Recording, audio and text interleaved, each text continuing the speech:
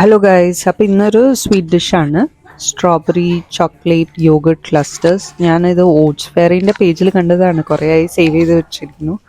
ഇന്നലെയാണ് ട്രൈ അടിച്ചത്. അപ്പോൾ ചോക്കോ ചിപ്സ് കണ്ടപ്പോഴത്തേക്കും പിള്ളേർക്കും അതിൽ കൂടണം എന്ന് പറഞ്ഞിട്ടായിരുന്നു, അപ്പോൾ മൂത്ത ആൾക്ക്.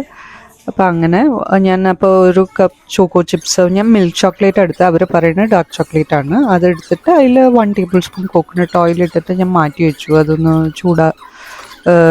തണുക്കാൻ വേണ്ടിയിട്ട്. അത് നല്ല ഫ്രീസായിട്ടിരിക്കുന്നു. അങ്ങനെ പിന്നെ അതല്ലാണ്ട് കോക്കനട്ട് യോഗേർട്ടാണ് അവർ ആഡ് ചെയ്യാൻ പറയുന്നത്, അല്ലെങ്കിൽ ഗ്രീക്ക് യോഗേർട്ട്. ഞാൻ രണ്ടും കൂടിയും സ്ട്രോബെറി കോക്കനട്ട് യോഗേർട്ടും ഗ്രീക്ക് യോഗേർട്ടും ആഡ് ചെയ്തു. പിന്നെ 1 ടീസ്പൂൺ വാനില എസൻസും പിന്നെ 2 കപ്പ് സ്ട്രോബെറീസും ചോപ്പ് ചെയ്തിട്ടു. പിന്നെ മേപ്പിൾ സിറപ്പ് ഒരു 3-4 ടേബിൾ സ്പൂണാണ് ആഡ് ചെയ്യുന്നത്. അത് ആഡ് ചെയ്തിട്ട് നന്നായിട്ട് മിക്സ് ചെയ്യാം.